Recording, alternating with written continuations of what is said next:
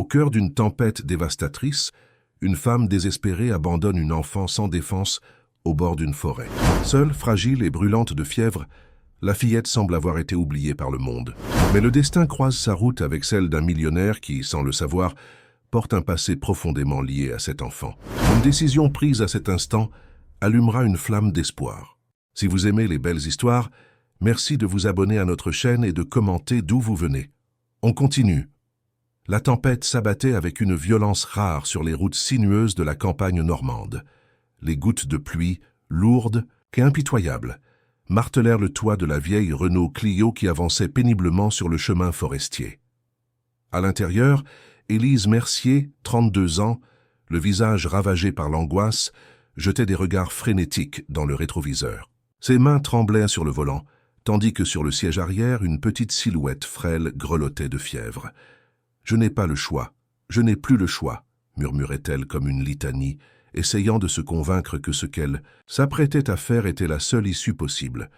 La voiture s'arrêta brusquement. Élise resta immobile quelques instants, écoutant le bruit assourdissant de la pluie et les gémissements faibles qui provenaient de l'arrière. Une bourrasque fit trembler le véhicule, comme pour lui signifier qu'elle commettait une erreur irréparable. Mais sa décision était prise. « Sophie, on va descendre un moment », dit-elle d'une voix blanche, sachant pertinemment que la petite ne pouvait pas l'entendre. La fillette de 6 ans, pâle comme un fantôme, les yeux brillants de fièvre, ne réagit pas lorsque sa mère ouvrit la portière. Le vent s'engouffra violemment dans l'habitacle, projetant des gouttes glacées sur son visage brûlant. Élise prit sa fille dans ses bras, constatant avec effroi à quel point elle était légère, presque comme une poupée de chiffon. Sophie portait seulement un pull fin et un jean usé, vêtements totalement inadaptés à cette nuit d'automne particulièrement froide. Élise s'enfonça dans la forêt, ses chaussures s'enfonçant dans la boue. Les arbres centenaires semblaient la juger de leur silhouette menaçante. Chaque pas lui coûtait, comme si elle avançait vers un précipice dont elle ne reviendrait jamais. La pluie dégoulinait sur son visage, se mêlant aux larmes qu'elle ne cherchait plus à retenir. Après quelques minutes de marche, elle s'arrêta dans une petite clairière. Ses bras se crispèrent autour du corps fragile de sa fille, comme si une partie d'elle voulait encore renoncer, faire demi-tour, trouver une autre solution. Mais l'image de l'homme qu'il avait rejeté quelques heures plus tôt, son regard de dégoût quand il avait appris que Sophie était sourde, raviva sa détermination désespérée. « Je suis désolée, ma chérie », murmura-t-elle, en déposant l'enfant contre un arbre massif qui offrait un maigre abri contre la pluie battante. « Je reviendrai te chercher, un jour. » Un mensonge. Elle le savait. Tout comme elle savait que ce qu'elle faisait était monstrueux. Mais la pauvreté, l'épuisement, le rejet de Mathieu Dufresne, cet homme qu'elle croyait être la solution à tous ses problèmes, avait eu raison de son amour maternel. Sophie, dans un demi-délire fiévreux, ouvrit brièvement les yeux. Son regard d'un bleu profond hérité de son père croisa celui d'Élise. Pas un son ne sortit de sa bouche, mais ses yeux posaient une question silencieuse que sa mère ne pourrait jamais oublier. Élise recula précipitamment, comme brûlée par ce regard. Elle tourna les talons et s'enfuit en courant, glissant plusieurs fois sur le sol détrempé, les branches lui fouettant le visage. Elle ne se retourna pas une seule fois, craignant que le moindre regard en arrière ne brise sa résolution. Lorsqu'elle regagna sa voiture, elle était trempée jusqu'aux os. Elle démarra en trombe, les phares éclairant brièvement le rideau, de pluie devant elle. Dans sa tête résonnaient les mots du médecin qu'elle avait consulté la semaine précédente. « Votre fille a besoin de soins constants, Madame Mercier. Sa surdité n'est qu'une partie du problème. Son système immunitaire est fragile. » La voiture s'éloigna sur la route déserte, emportant avec elle les derniers vestiges de l'humanité d'Élise Mercier. Dans la forêt, Sophie restait immobile, sa petite poitrine se soulevant faiblement au rythme de sa respiration laborieuse. La pluie continuait de tomber sans relâche, trempant ses vêtements déjà humides. Sa fièvre montait inexorablement, donnant à la réalité des contours flous et menaçants. À quelques kilomètres de là, dans un manoir sur les hauteurs de Giverny, Mathieu Dufresne, 40 ans, héritier d'un empire immobilier, fixait son téléphone d'un air sombre. La visite inattendue de cette femme l'avait profondément perturbé. Elle prétendait que la petite fille qu'elle avait amenée était sa fille, née d'une liaison passagère 6 ans auparavant. Une enfant sourde, malade, qui pourrait entacher sa réputation et compromettre son prochain mariage avec la fille d'un riche industriel. Il avait nié, catégoriquement, avait refusé même de regarder les documents qu'elle lui présentait, avait ordonné à son garde du corps de les mettre dehors, malgré la tempête qui faisait rage. « Monsieur, vous devriez partir maintenant si vous voulez arriver à Paris avant minuit », lui annonça son chauffeur, interrompant ses pensées. « Les routes risquent d'être inondées avec cette pluie. » Mathieu acquiesça distraitement. Il devait signer un contrat important le lendemain matin, un projet qui allait transformer toute la région. Rien ne devait entraver sa réussite, surtout pas une erreur de jeunesse qu'il avait presque réussi à oublier. Il quitta le manoir et monta dans sa Mercedes noire aux vitres teintées. Le confort luxueux contrastait violemment avec la détresse de la petite Sophie, abandonnée à quelques kilomètres de là. Le destin parfois emprunte des chemins tortueux. Ce soir-là, à cause d'un éboulement sur la route principale, le chauffeur de Mathieu dut prendre un détour qui les ferait passer précisément par ce chemin forestier où Élise avait abandonné sa fille. La limousine avançait lentement, les essuie-glaces peinant à dégager la vue à travers le déluge. Mathieu consultait ses emails sur sa tablette, indifférent au paysage qui défilait sous la pluie. « Monsieur, je crois avoir vu quelque chose », dit soudain le chauffeur en ralentissant. « Probablement un animal », répondit Mathieu sans lever les yeux. « Continuez. »« Non, monsieur, on dirait un enfant. » Ces mots arrachèrent Mathieu à son écran. Il leva les yeux, scrutant l'obscurité à travers la vitre ruisselante. C'est alors qu'il la vit, petite forme pâle contre le tronc d'un arbre, presque entièrement recouverte de boue et de feuilles mortes. « Arrêtez la voiture !» ordonna-t-il, surpris par sa propre réaction. Le destin venait de nouer un fil invisible entre deux êtres que tout séparait, entre un homme qui avait tout et une enfant qui n'avait plus rien. La Mercedes s'immobilisa au bord du chemin forestier. Le chauffeur hésitait, ne sachant comment réagir face à cette situation inhabituelle. « Restez ici », ordonna Mathieu en saisissant un parapluie. Il sortit du véhicule, le vent manquant de lui arracher le parapluie des mains. La pluie formait un rideau presque opaque autour de lui. Ses chaussures italiennes s'enfoncèrent dans la boue alors qu'il s'approchait de la forme immobile qu'ils avaient aperçue. À mesure qu'il avançait, le doute s'insinuait en lui. Et si c'était un piège? Une embuscade? Il s'arrêta brièvement, observant les alentours, mais la forêt semblait déserte, abandonnée aux éléments déchaînés. Lorsqu'il arriva enfin près de l'arbre, ce qu'il vit lui glaça le sang. Une petite fille, recroquevillée contre le tronc trempé jusqu'aux os, le visage d'une pâleur effrayante contrastant avec ses lèvres bleuies par le froid. Ses yeux étaient fermés, mais de légers tremblements agitaient son corps frêle, signe qu'elle était encore en vie. Mathieu resta figé un instant, incapable de comprendre comment un enfant pouvait se retrouver seul, au milieu d'une forêt, par une nuit pareille. Des questions se bousculèrent dans son esprit, mais l'urgence de la situation les balaya rapidement. Il s'agenouilla, ignorant la boue qui souillait son pantalon de costume à 1500 €, et toucha le front de l'enfant. La chaleur qui s'en dégageait contrastait violemment avec la froideur de ses extrémités. « Mon Dieu, elle est brûlante de fièvre », murmura-t-il pour lui-même. Sans plus réfléchir, il retira son manteau et en enveloppa la fillette avant de la soulever dans ses bras. Elle était si légère qu'il en fut troublé. En la portant vers la voiture, il remarqua qu'elle ne réagissait pas aux bruits environnants, pas même aux coups de tonnerre qui venaient de retentir à proximité. « Jean, mettez le chauffage au maximum », lança-t-il à son chauffeur en montant. Dans la voiture, l'enfant toujours dans ses bras. « Monsieur, nous devrions peut-être appeler les secours », suggéra Jean en observant la fillette avec inquiétude dans le rétroviseur. « Avec cette tempête, ils mettront des heures à arriver. Et regardez-la, elle a besoin d'aide immédiatement. » Mathieu scrutait le visage de l'enfant, cherchant un indice sur son identité. C'est alors qu'un détail attira son attention. Un petit bracelet en tissu à son poignet portait un nom brodé. « Sophie », lut-il à voix haute. Ce nom résonna étrangement en lui, réveillant un souvenir qu'il s'efforçait d'enfouir. Sophie. N'était-ce pas ainsi que cette femme avait appelé la fillette qu'elle prétendait être sa fille? Il chassa cette pensée. Une coïncidence, rien de plus. Sophie était un prénom courant. « Il y a une ferme à quelques kilomètres, » dit Jean. « Je l'ai vue sur le GPS. C'est probablement plus proche que l'hôpital le plus proche. Allons-y, décida Mathieu, surpris par sa propre détermination. La voiture s'engagea prudemment sur le chemin boueux, les phares perçant difficilement l'obscurité pluvieuse. Mathieu gardait la fillette contre lui, sentant sa respiration irrégulière. Une étrange émotion l'envahissait, un mélange de compassion et d'inquiétude qu'il n'avait pas ressenti depuis longtemps.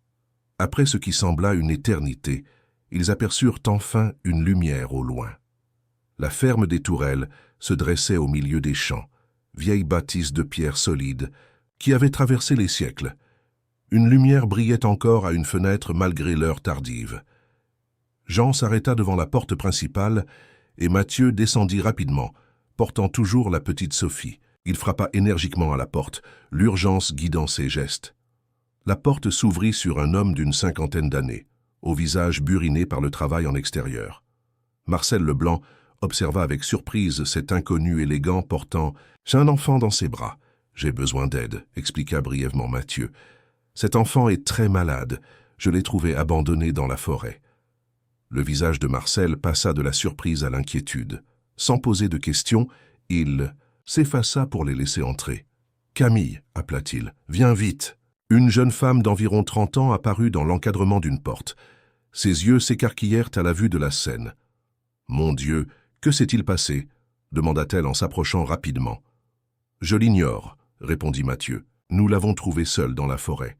Elle a une forte fièvre. »« Posez-la sur le canapé » ordonna Camille avec une autorité naturelle. « Papa va chercher des serviettes et des couvertures propres. » Marcel s'exécuta, tandis que Camille examinait rapidement l'enfant. Ses gestes étaient précis, professionnels. « Vous êtes médecin » demanda Mathieu, impressionné. « Infirmière » répondit-elle sans lever les yeux. « À l'hôpital de Vernon. Cette petite est en hypothermie, mais la fièvre est inquiétante. Il faut la réchauffer progressivement et faire baisser sa température. » Marcel revint avec des couvertures et des vêtements secs. Camille entreprit de déshabiller Sophie avec une infinie douceur. « Comment vous appelez-vous » demanda Marcel à Mathieu, qui observait la scène avec un détachement apparent, mais une profonde agitation intérieure. « Mathieu Dufresne » répondit-il, distraitement. Le nom fit réagir Marcel, qui fronça les sourcils. « Dufresne, comme le promoteur immobilier ?» Mathieu acquiesça, habitué à être reconnu. Son nom faisait souvent cet effet aux gens, surtout dans cette région où son entreprise avait racheté plusieurs propriétés pour des projets controversés. « Que faisiez-vous dans la forêt par ce temps ?» demanda Marcel, une pointe de suspicion, dans la voix. « Nous prenions un raccourci vers Paris. C'est mon chauffeur qui a repéré l'enfant. » Camille interrompit leur conversation. « Elle est déshydratée et sa fièvre est très haute. Il faut lui donner des antibiotiques, mais d'abord, il faut qu'elle boive. » Elle tenta de faire boire un peu d'eau à Sophie, mais la fillette restait inerte, à peine consciente. « Je vais chercher ma trousse médicale dans ma chambre », dit-elle en se levant. Pendant son absence, Mathieu s'approcha de l'enfant. Sous la lumière douce du salon, il distinguait mieux ses traits. Un visage fin, des cheveux châtains et ce nez légèrement retroussé qui lui rappelait étrangement. « Voilà », dit Camille en revenant avec une mallette. « J'ai des médicaments qui pourront aider à faire baisser la fièvre. » Elle administra un antipyrétique à Sophie, lui parlant doucement tout au long du processus. La fillette n'eut aucune réaction aux paroles. « C'est étrange », murmura Camille. « Elle ne réagit pas quand je lui parle. » Elle se pencha plus près et dit plus fort « Tu m'entends, ma chérie ?» Toujours aucune réaction. Camille claqua des doigts près de l'oreille de Sophie. « Rien. »« Je crois qu'elle est sourde », constata-t-elle, une vague de compassion dans la voix. Cette révélation frappa Mathieu comme un coup de poing. Une enfant sourde, comme celle que cette femme avait amenée chez lui plus tôt dans la journée. La coïncidence devenait troublante. « Vous avez une idée de qui elle pourrait être ?»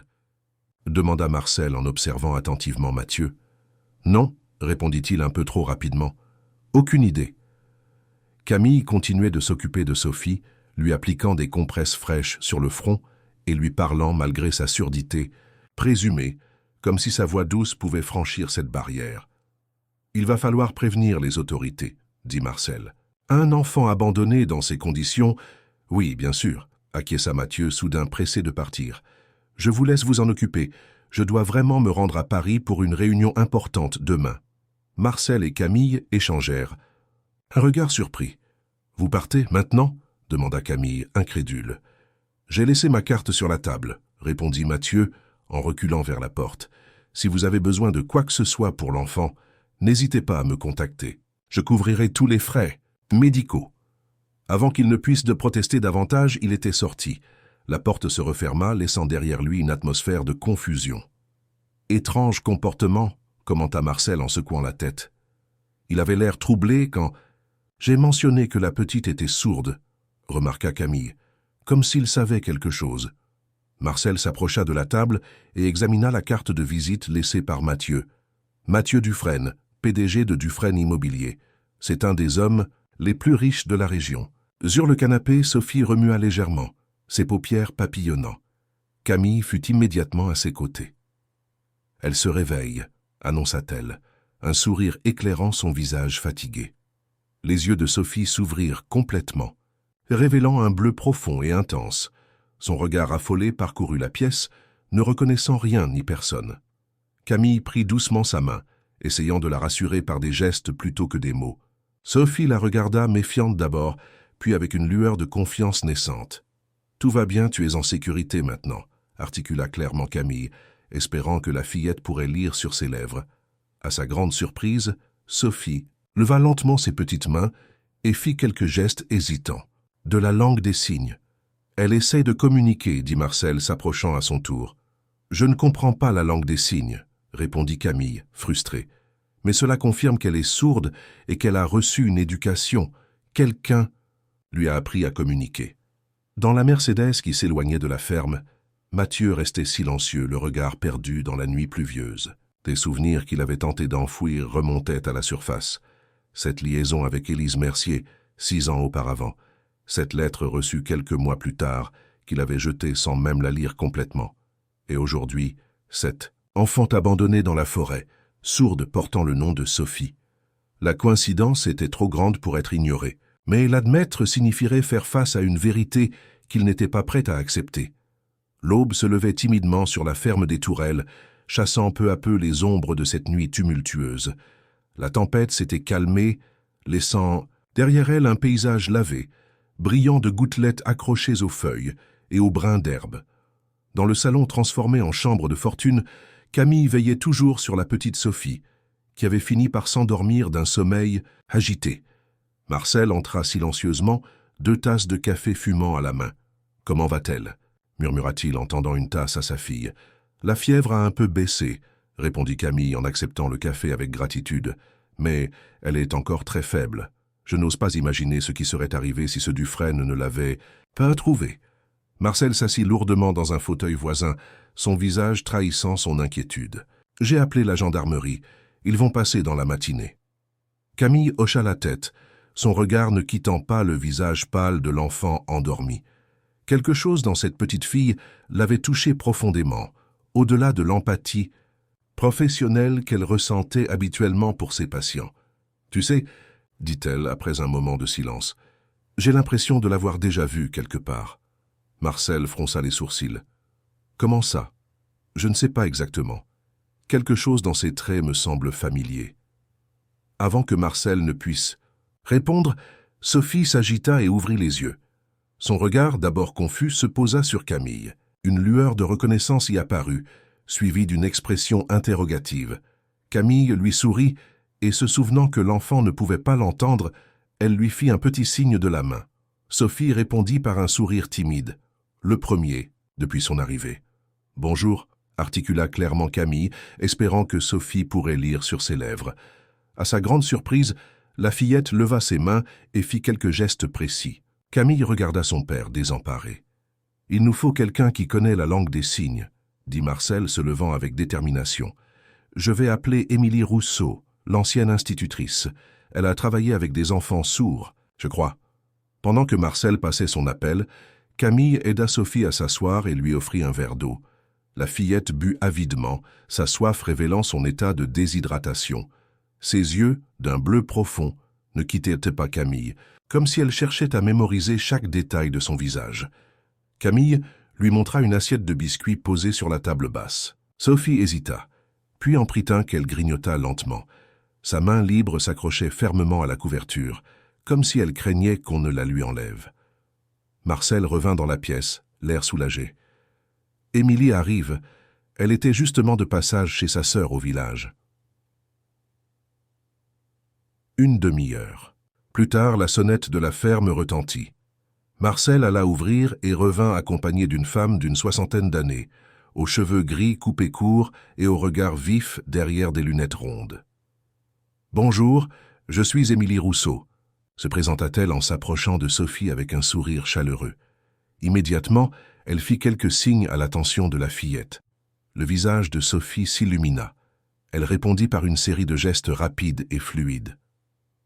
Elle dit qu'elle s'appelle Sophie et qu'elle a 6 ans, traduisit Émilie pour Marcel et Camille.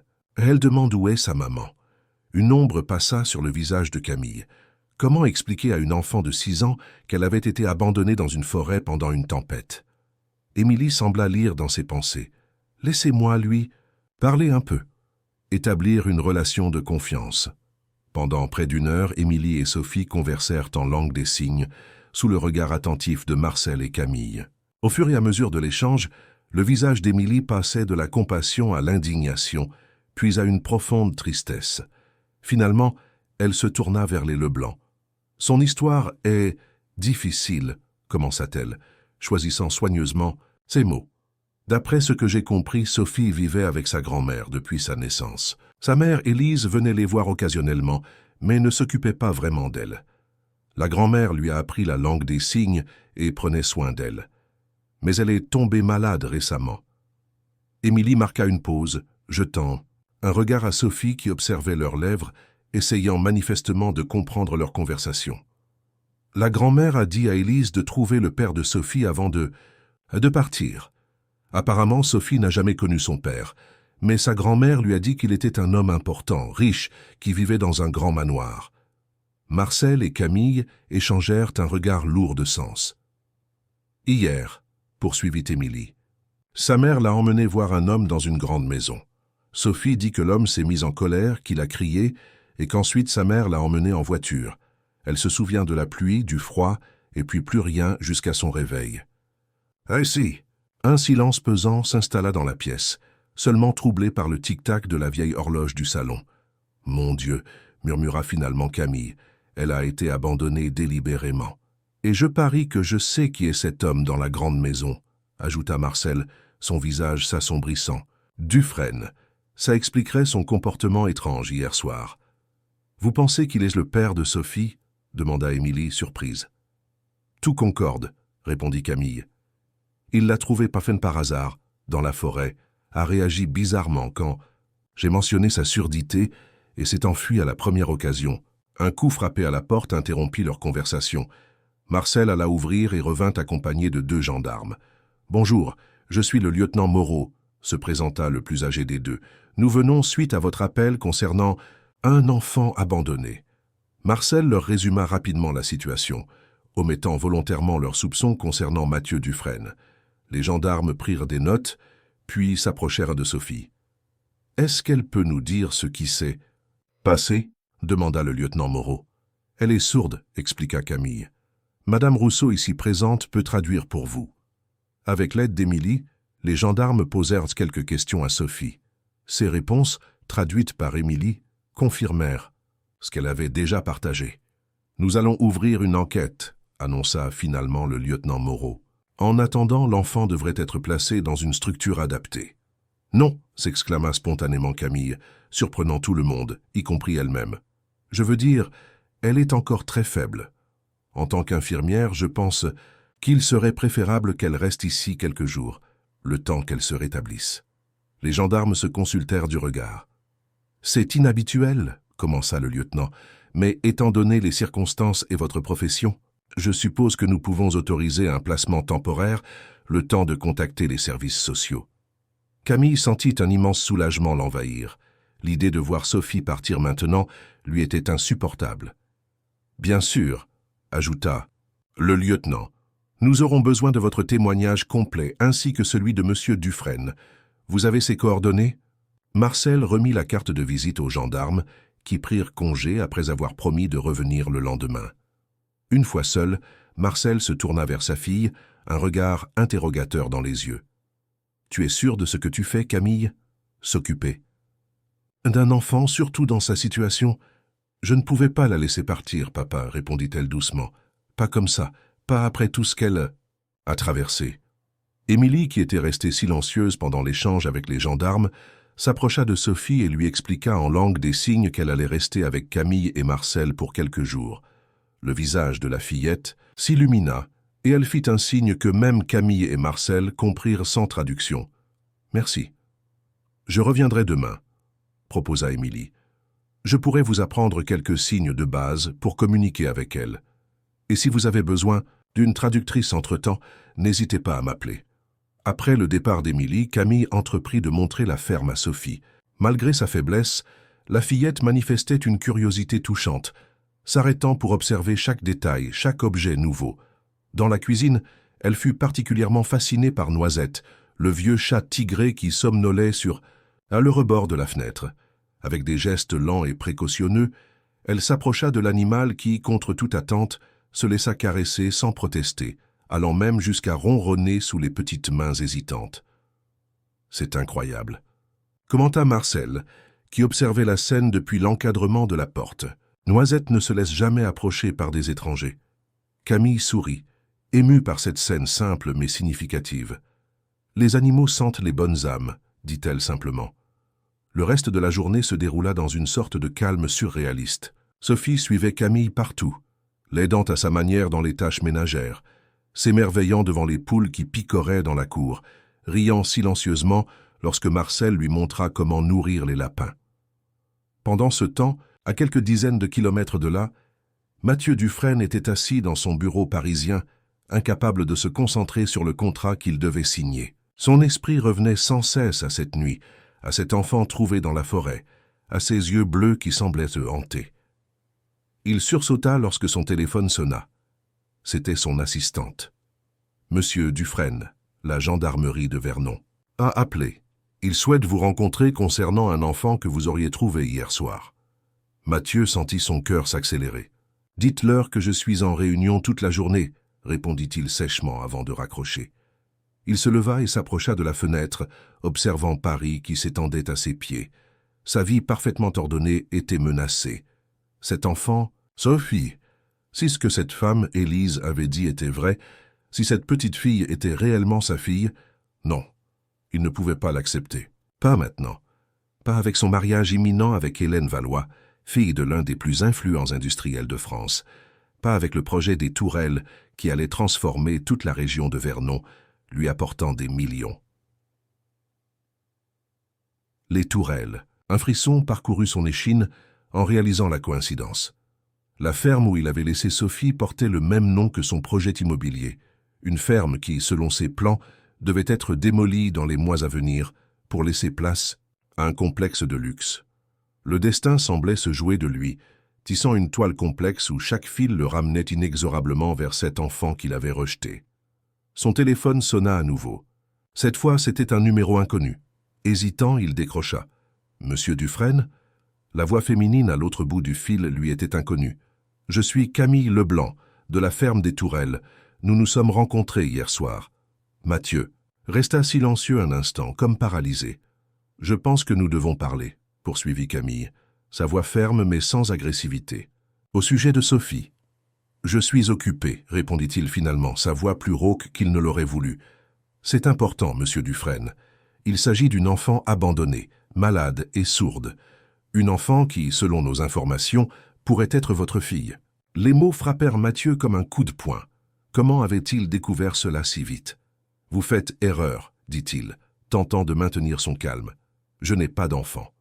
Dans ce cas, vous n'aurez aucun problème à venir le confirmer aux gendarmes, n'est-ce pas ?» répliqua Camille, une pointe d'ironie dans la voix. Mathieu sentit la colère monter en lui. De quel droit cette femme le mettait-elle au pied du mur? « Écoutez, mademoiselle Leblanc, » dit-il d'un ton glacial, « je ne sais pas ce que vous cherchez, mais je vous conseille de ne pas vous mêler de mes affaires. J'ai simplement aidé une enfant en détresse, rien de plus. » « Dans ce cas, pourquoi avoir fui si précipitamment ?» insista Camille. « Et pourquoi semblez-vous si troublé en apprenant sa surdité ?»« Mathieu sentit sa résolution vaciller. Cette femme était perspicace, trop perspicace. « Je dois raccrocher », dit-il abruptement. « J'ai une réunion importante. » Sans attendre de réponse, il coupa la communication et jeta presque son téléphone sur le bureau. Son cœur battait à tout rompre et une sueur froide perlait sur son front. Il devait reprendre le contrôle de la situation, rapidement, avant que tout son monde ne s'écroule. 3 jours s'étaient écoulés depuis l'arrivée de Sophie à la ferme des Tourelles. 3 jours pendant lesquels la petite fille s'était progressivement ouverte, comme une fleur fragile trouvant enfin le soleil après une longue période d'ombre. Sa fièvre avait considérablement baissé et ses joues commençaient à retrouver un peu de couleur. Camille, fidèle à sa promesse, avait pris des congés à l'hôpital pour s'occuper de Sophie. Avec l'aide précieuse d'Émilie Rousseau, qui venait quotidiennement, elle apprenait les bases de la langue des signes, créant ainsi un pont de communication avec la fillette. Ce matin-là, tandis que Marcel s'occupait des animaux, Camille et Sophie étaient assises à la table de la cuisine, pratiquant ensemble quelques signes simples. Le visage de Sophie s'illuminait chaque fois que Camille réussissait à former correctement un nouveau signe. « Tu es une excellente professeure », signa maladroitement Camille, provoquant un sourire radieux chez Sophie. La fillette répondit par une série de gestes que Camille ne comprit que partiellement. Voyant son incompréhension, Sophie se leva, prit un crayon et un carnet posés sur le comptoir et dessina rapidement un cheval. « Tu veux voir les chevaux ?» demanda Camille, articulant clairement pour que Sophie puisse lire sur ses lèvres. Sophie hocha vigoureusement la tête, son enthousiasme évident. Camille sourit, touchée par cette requête simple mais significative. Depuis son arrivée, Sophie n'avait pas encore exploré les écuries, situées un peu à l'écart de la maison principale. « D'accord, allons-y », signa Camille, fière de pouvoir former cette phrase simple. Elles s'habillèrent chaudement. L'air automnal était vif malgré le soleil, et sortirent main dans la main. Sophie serrait fort la main de Camille, comme si elle craignait qu'elle ne disparaisse soudainement. Ce geste, empreint à la fois de confiance et d'insécurité, serra le cœur de Camille. Les écuries des Tourelles n'abritaient plus que 3 chevaux. Tempête, un étalon noir au caractère bien trempé, Étoile, une jument alezane docile, et Neige, un vieux cheval blanc que Marcel gardait par attachement, bien qu'il ne pût plus être monté. En entrant dans le bâtiment de pierre, Sophie fut immédiatement captivée par l'odeur du foin et la présence majestueuse des animaux. Ses yeux s'écarquillèrent d'émerveillement lorsque Neige s'approcha des barreaux de son box pour les observer. « C'est Neige », expliqua Camille en articulant clairement. « Il est très gentil. Tu veux le caresser ?» Sophie hésita, puis hocha, la tête avec détermination. Camille ouvrit doucement la porte du box et guida la fillette à l'intérieur. Neige, habituée aux visiteurs, resta parfaitement immobile, comme s'il comprenait la fragilité et l'appréhension de l'enfant. Avec une douceur infinie, Sophie tendit sa petite main et effleura l'encolure du cheval. Le contact sembla l'électriser, qu'un sourire d'une pureté extraordinaire illumina son visage. Neige, comme en réponse, inclina légèrement la tête vers elle. Ce qui se produisit ensuite laissa Camille sans voix. Sophie, cet enfant si réservé, si fragile, enroula soudain ses bras autour du cou du cheval, dans une étreinte spontanée et confiante. Neige resta parfaitement immobile, comme conscient de l'importance de ce moment. Des larmes montèrent aux yeux de Camille. Cette scène, d'une beauté simple et brute, révélait une vérité fondamentale. Malgré les traumatismes qu'elle avait subis, Sophie avait conservé une capacité intacte à aimer et à faire confiance. « Ils se comprennent », dit une voix, derrière elle la faisant sursauter. Marcel se tenait dans l'encadrement de la porte, observant la scène avec émotion. « Comment est-ce possible ?» murmura Camille. « Neige est habituellement méfiant avec les étrangers. »« Certaines âmes se reconnaissent, » répondit simplement Marcel, au-delà des mots, au-delà du silence. Ils restèrent là, témoins silencieux de cette communion entre l'enfant et l'animal, jusqu'à ce que Sophie se tourne vers eux, son visage rayonnant de joie. Elle fit quelques gestes rapides qu'ils ne comprirent pas, mais son expression était éloquente. « Je crois qu'elle a trouvé un ami », sourit Marcel. De retour à la maison, ils furent accueillis par Émilie Rousseau, qui attendait sur le perron, un dossier à la main. « Bonjour, les salua-t-elle. J'ai des nouvelles importantes. Une fois installée dans le salon, Émilie ouvrit son dossier. J'ai fait quelques recherches, commença-t-elle, et j'ai contacté une ancienne collègue qui travaille maintenant au Centre pour enfants sourds de Rouen. Elle se souvient très bien d'une petite fille nommée Sophie Mercier, qui venait occasionnellement avec sa grand-mère Madeleine Mercier. Mercier, répéta Camille, le nom lui semblant vaguement familier. Oui, Madeleine Mercier était une femme remarquable, très investie dans l'éducation de sa petite fille, malgré des moyens limités. Elle est malheureusement décédée il y a environ 1 mois. Marcel secoua la tête, attristé. Et la mère, c'est Élise qui a abandonné Sophie? Élise Mercier, confirma Émilie. Une jeune femme au parcours chaotique. Elle a quitté le domicile, familial très jeune, et n'est revenue que sporadiquement dans la vie de sa fille. D'après ma collègue, Madeleine lui aurait confié Sophie sur son lit de maladie, lui demandant de retrouver le père biologique de l'enfant. Mathieu Dufresne, murmura Camille, les pièces du puzzle s'assemblant dans son esprit. C'est ce que je pense aussi, acquiesça Émilie. Mais il y a plus. J'ai trouvé ceci dans les archives locales. Elle sortit une coupure de journal datant de 6 ans. L'article, bref, annonçait les fiançailles de Mathieu Dufresne, héritier de l'Empire immobilier, avec Claire Valmont, fille d'un industriel influent. Une photo accompagnait l'article, montrant le couple lors d'une réception mondaine. Ces fiançailles ont été rompues quelques mois plus tard, sans explication publique, poursuivit Émilie. Mais regardez la date. C'était exactement 9 mois avant la naissance de Sophie. Camille examina l'article, puis releva les yeux, perplexe. Vous pensez qu'Élise Mercier aurait eu une liaison avec Dufresne pendant ses fiançailles? C'est une hypothèse. Élise travaillait comme serveuse dans un restaurant gastronomique fréquenté par la haute société locale. Elle aurait pu y rencontrer Dufresne. Marcel, qui était resté silencieux, se leva brusquement. Tout cela est bien beau, mais cela ne nous dit pas où est passée la mère maintenant. Elle a abandonné son enfant, bon sang. Elle doit répondre de ses actes. Les gendarmes la recherchent, répondit Émilie doucement, mais pour l'instant sans succès. Un silence pesant s'installa dans la pièce. Sophie, qui avait assisté à toute la conversation sans la comprendre, observait attentivement leur visage, percevant la tension qui régnait. Émilie se tourna vers elle et lui signa quelques phrases. Sophie répondit, ses petites mains formant des signes précis et fluides. Elle dit qu'elle aime être ici, traduisit Émilie, qu'elle aime Camille, Marcel et surtout Neige, le cheval blanc. Camille sentit son cœur se gonfler d'émotion. En si peu de temps, cet enfant s'était frayé un chemin dans leur vie, dans leur cœur, avec une aisance déconcertante. « Les services sociaux vont venir demain », annonça Émilie, brisant ce moment d'émotion. « Ils doivent évaluer la situation et décider du placement de Sophie. » Le visage de Camille se décomposa. « Si vite ? C'est la procédure habituelle dans les cas d'abandon, » expliqua Émilie avec compassion. « Mais ne vous inquiétez pas, je serai là pour plaider en votre faveur. Votre statut d'infirmière et le lien évident que vous avez établi avec Sophie jouent en votre faveur. » Marcel posa une main réconfortante sur l'épaule de sa fille. « Nous ferons tout ce qui est en notre pouvoir pour protéger cet enfant, » affirma-t-il avec une détermination qui fit briller les yeux de Camille.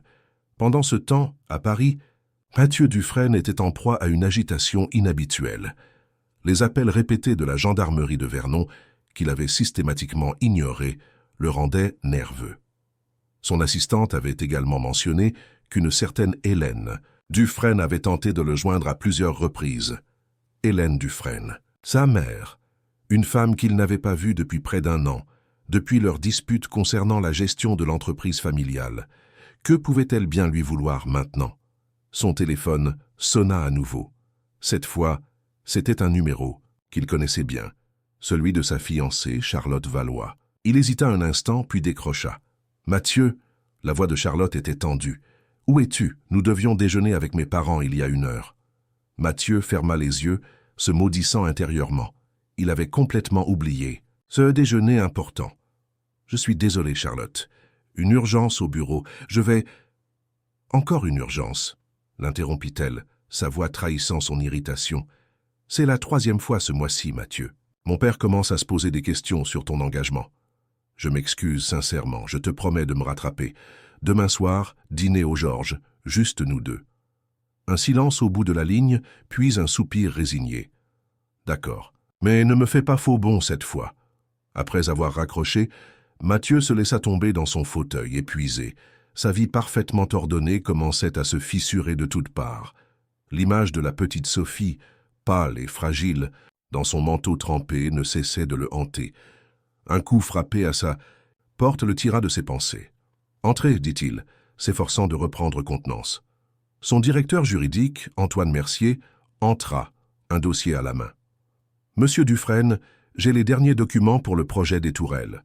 Tout est prêt pour l'audience publique de la semaine prochaine. » Mathieu prit le dossier, mais son esprit était ailleurs. « C'est Mercier, dit-il soudain, comme c'est curieux. »« Pardon » demanda Antoine, surpris. « Non, rien, simple coïncidence. » Mathieu secoua la tête. « Merci, Antoine. Vous pouvez disposer. » Une fois seul, il ouvrit le dossier du projet des tourelles. Les plans détaillés montrèrent la transformation prévue.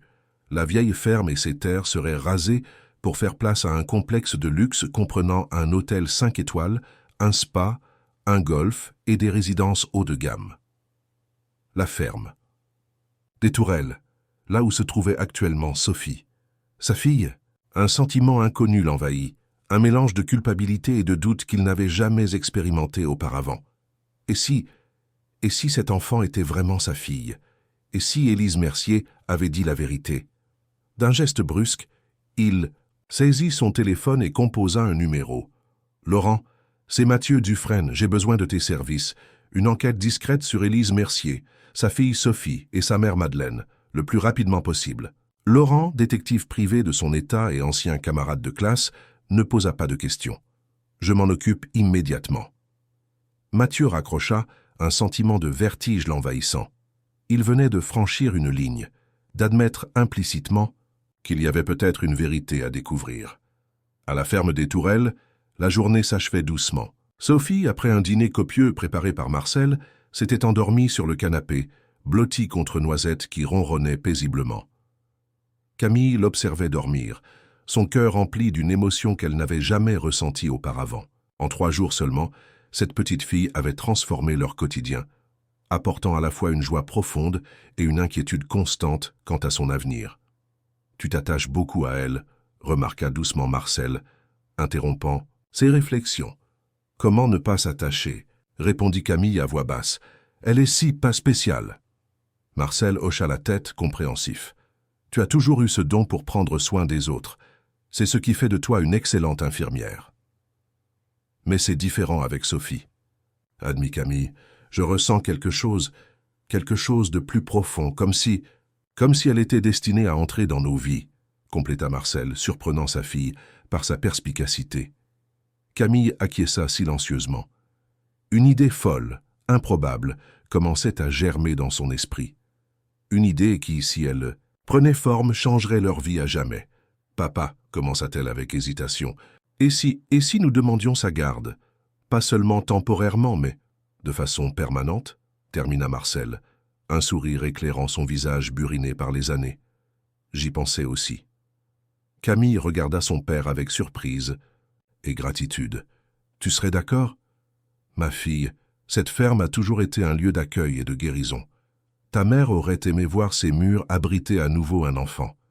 Et Sophie, elle a déjà conquis mon vieux cœur. » Des larmes de joie montèrent aux yeux de Camille. Elle se leva et enlaça son père avec force. « Merci, papa. » Dehors, la nuit avait enveloppé la campagne normande de son manteau sombre, ponctué d'étoiles brillantes. Au loin, le bruit d'une voiture qui approchait rompit le silence paisible. Marcel se détacha doucement de l'étreinte de sa fille et s'approcha de la fenêtre. « Étrange, nous n'attendons personne à cette heure. » Des phares illuminèrent brièvement la cour, puis s'éteignirent. Une portière claqua, suivie de pas qui s'approchèrent de la maison. Camille, instinctivement, se plaça entre Sophie endormie et la porte d'entrée, comme pour la protéger d'un danger invisible. La sonnette retentit, stridente dans le silence de la nuit. Marcel échangea un regard avec sa fille, puis alla ouvrir. Sur le seuil se tenait une femme élégante, d'une 60aine d'années, au port altier et au regard perçant qui rappelait étrangement celui de Mathieu Dufresne. « Bonsoir, dit-elle d'une voix posée. Je suis Hélène Dufresne, Je viens voir. Ma petite fille. Un silence stupéfait accueillit les paroles d'Hélène Dufresne. Marcel et Camille échangèrent un regard confus, ne sachant comment réagir face à cette apparition inattendue. « Votre petite fille » répéta finalement Marcel, la méfiance transparaissant dans sa voix. « Sophie Mercier » précisa Hélène, avec assurance. « La fille de mon fils, Mathieu Dufresne. » Camille, qui s'était approchée de la porte, dévisagea attentivement la visiteuse. La ressemblance avec Mathieu était indéniable. Les mêmes yeux bleus, acier, la même ligne de mâchoire déterminée, mais adoucie par des traits féminins et l'élégance que confèrent les années. « Comment avez-vous su qu'elle était ici ?» demanda Camille, hésitante. Un sourire énigmatique se dessina sur les lèvres d'Hélène. « J'ai mes sources, mademoiselle Leblanc. Puis-je entrer ? Cette conversation serait plus confortable à l'intérieur. » Après une brève hésitation, Marcel s'écarta pour la laisser passer. Hélène Dufresne pénétra dans la ferme d'un pas, assurée, son regard scrutant chaque détail de l'intérieur rustique mais chaleureux. Lorsqu'elle aperçut Sophie endormie sur le canapé, son visage se transforma. L'assurance céda la place à une émotion sincère qui surprit Camille. Hélène s'approcha doucement, s'arrêtant à quelques pas du canapé, comme si elle craignait de briser un rêve en s'approchant trop. « Elle ressemble tellement à Mathieu, au même âge » murmura-t-elle, sa voix trahissant une tendresse inattendue. « Les mêmes traits, le même petit nez. » Camille, touchée malgré elle par l'émotion évidente de la visiteuse, lui proposa de s'asseoir. « Nous avons beaucoup de questions, Madame Dufresne. »« J'imagine, oui. » Hélène s'installa dans un fauteuil, son regard revenant sans cesse vers Sophie. « Et je suis prête à y répondre. Mais d'abord, comment va-t-elle? J'ai appris qu'elle était malade lorsqu'elle a été trouvée. » L'hésitation avant le mot « trouver » n'échappa pas à Camille. Elle va mieux, sa fièvre a baissé et elle reprend des forces. C'est une enfant résiliente. Hélène hocha la tête, visiblement soulagée. « Bien, c'est bien. » Marcel, qui s'était tenu en retrait, intervint alors d'une voix ferme. « Madame Dufresne, pardonnez ma franchise, mais nous aimerions comprendre. Votre fils a nié toute connaissance de Sophie lorsqu'il l'a déposée ici. Et maintenant vous apparaissez, affirmant qu'elle est votre petite fille. Que se passe-t-il exactement ?» Hélène soupira profondément, comme si elle se préparait à soulever un fardeau longtemps porté. « C'est une histoire compliquée, monsieur Leblanc. Une histoire de lâcheté, de secret et, je le crains, de honte familiale. » Elle ouvrit son sac à main et en sortit une enveloppe qu'elle posa sur la table basse. Des preuves, pour commencer. L'acte de naissance de Sophie, des photographies et des relevés bancaires montrant des virements réguliers à Madeleine Mercier, la grand-mère de Sophie. Camille prit l'enveloppe avec précaution et en examina le contenu. L'acte de naissance indiquait clairement « père inconnu », mais les relevés bancaires étaient éloquents. Des sommes importantes versées mensuellement depuis un compte au nom de MD Consulting, une société que Camille devinait être liée à Mathieu Dufresne. Ces virements ont commencé juste après la naissance de Sophie, confirma Hélène, suivant le regard de Camille, et se sont poursuivis jusqu'au décès de Madeleine, il y a 1 mois. Alors il savait, murmura Camille, les pièces du puzzle s'assemblant dans son esprit. Il a toujours su qu'il était le père de Sophie. Oui, confirma Hélène, son visage s'assombrissant. Mathieu a toujours su. Élise Mercier l'a contacté pendant sa grossesse. Il a nié publiquement, bien sûr, étant fiancé à Charlotte. Valois à l'époque, mais en privé, il a conclu un arrangement avec Élise, un soutien financier en échange de son silence. « Et la grand-mère, Madeleine ?» demanda Marcel, de plus en plus indigné par ce récit. « Une femme extraordinaire », répondit Hélène avec une admiration sincère. Quand Élise a commencé à avoir des problèmes, Madeleine a pris Sophie sous son aile. Elle a découvert sa surdité très tôt et a fait des miracles avec les moyens limités dont elle disposait. C'est elle qui a insisté pour que Mathieu s'assume au moins financièrement ses responsabilités. « Vous connaissiez donc l'existence de Sophie depuis le début ?» interrogea Camille, perplexe. Hélène secoua la tête, le regret se lisant clairement sur son visage. « Non. Mathieu a soigneusement caché son existence. Je ne l'ai découverte que récemment après le décès de Madeleine. Une lettre m'est parvenue, rédigée par elle avant sa fin. Elle y expliquait tout et me suppliait d'intervenir pour Sophie, craignant qu'Élise ne soit pas capable de s'en occuper correctement. » Camille et Marcel échangèrent un regard lourd de sens. La lettre était arrivée trop tard pour empêcher l'abandon de Sophie dans la forêt. J'ai immédiatement confronté mon fils, poursuivit Hélène, sa voix se durcissant. Sa réaction m'a déçu profondément. Il a nié, puis minimisé, avant de promettre de gérer la situation. J'ignorais ce qu'il entendait par là, jusqu'à ce que j'apprenne, par mes contacts à la gendarmerie, qu'une enfant correspondant à la description de Sophie avait été trouvée abandonnée près de Giverny. « Par votre fils », précisa Marcel, une pointe d'accusation dans la voix. « Oui », admit Hélène, soutenant son regard. « Par mon fils. Mais croyez-moi, monsieur Leblanc, si j'avais su ce qu'Élise prévoyait de faire, j'aurais agi bien plus tôt. » Un gémissement léger attira leur attention. Sophie s'agitait dans son sommeil, comme si les tensions de la conversation l'atteignaient malgré sa surdité. Camille s'approcha immédiatement et caressa doucement ses cheveux, un geste qui sembla l'apaiser instantanément. Hélène observa cette scène avec une émotion non dissimulée. « Vous vous êtes attaché à elle », constata-t-elle. « Oui », répondit simplement Camille, sans détour. « Nous nous sommes attachés à elle. » C'est compréhensible. Sophie a ce don de toucher les cœurs. Hélène hésita, puis ajouta « C'est pourquoi je suis venue. Pas seulement pour la voir, mais pour vous aider. »« Nous aider ?» répéta Marcel, suspicieux. « Je sais que les services sociaux doivent venir demain. Je connais la procédure dans ces cas-là. Sophie risque d'être placée dans un foyer spécialisé, loin d'ici, loin de vous qui lui avez offert le premier véritable refuge depuis la mort de sa grand-mère. » Camille sentit son cœur se serrer à cette perspective. Nous espérions, nous pensions demander sa garde temporaire, le temps de... « Le temps de quoi ?» interrompit doucement Hélène. « De retrouver sa mère qui l'a délibérément abandonnée? De convaincre mon fils d'assumer ses responsabilités ?» Le silence qui suivit était éloquent. Hélène reprit, sa voix empreinte d'une détermination nouvelle. « Je suis venue vous proposer mon aide. Je peux témoigner en votre faveur demain. Je peux confirmer que mon fils est bien le père biologique de Sophie, qu'il était au courant de son existence depuis le début, et qu'il a délibérément choisi de l'ignorer. Je peux apporter les preuves nécessaires pour que les services sociaux vous accordent la garde de Sophie, pendant que des procédures plus formelles sont engagées. » Marcel et Camille échangèrent un regard stupéfait. L'offre était inattendue, presque trop belle pour être vraie. « Pourquoi feriez-vous cela ?» demanda finalement Camille. « Témoigner contre votre propre fils ?» Le visage d'Hélène se durcit. « Parce que ce qu'il a fait est impardonnable. Parce que Sophie mérite mieux que ce que la vie lui a offert jusqu'à présent. Et parce que j'ai vu comment vous la regardez, mademoiselle Leblanc. Avec amour, avec tendresse, comme une mère regarderait son enfant. » Ces mots touchèrent Camille, au plus profond de son être, mettant des mots sur les sentiments complexes qui l'habitaient depuis l'arrivée de Sophie. « Et vous ?» demanda Marcel. « Quel serait votre rôle dans tout cela? Vous êtes sa grand-mère, après tout. » Un sourire triste apparut sur le visage d'Hélène. « Je serais honoré de faire partie de sa vie, à la mesure de ce que vous jugerez approprié. Je ne cherche pas à vous l'enlever, seulement à m'assurer qu'elle soit aimée et protégée. » La sincérité qui émanait d'Hélène était palpable. Camille, habituellement prudente, sentit ses réserves s'estomper progressivement. « Et votre fils ?» demanda-t-elle néanmoins.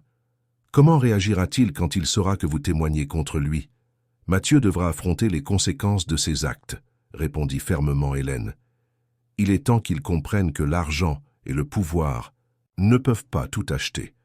Certaines responsabilités sont inévitables, certains liens indissolubles. » Un silence méditatif s'installa dans la pièce, seulement troublé par la respiration paisible de Sophie et le ronronnement de Noisette à ses côtés. « Il y a autre chose que vous devriez savoir, » ajouta finalement Hélène, son ton changeant. « Légèrement. Le projet immobilier des Tourelles. » Marcel se redressa, soudain alerté. « Que voulez-vous dire ?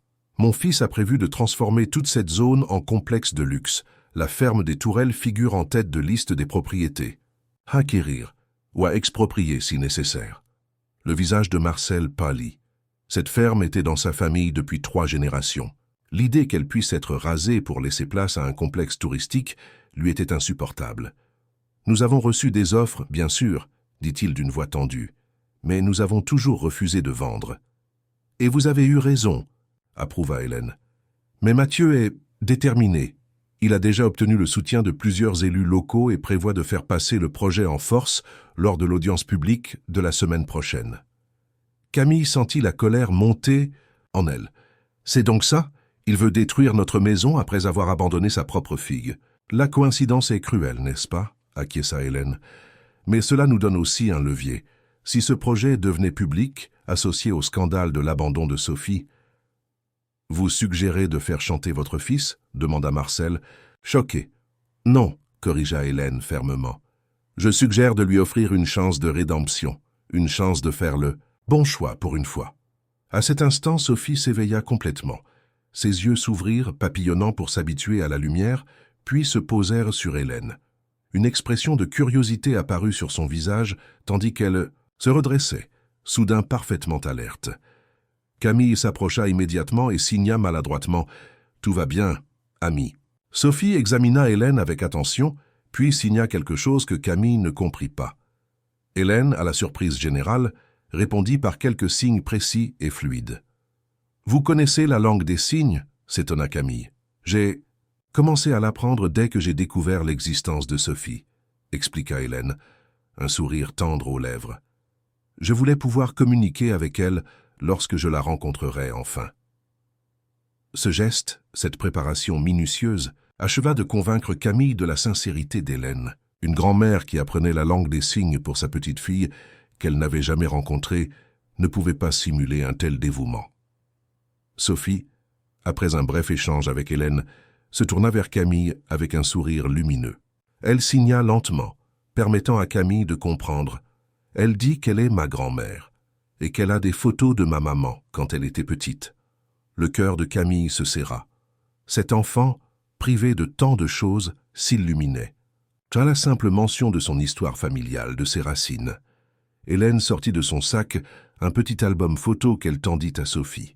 La fillette s'en empara avec précaution, comme s'il s'agissait d'un trésor inestimable, et commença à tourner les pages, ses yeux s'écarquillant d'émerveillement à chaque nouvelle image.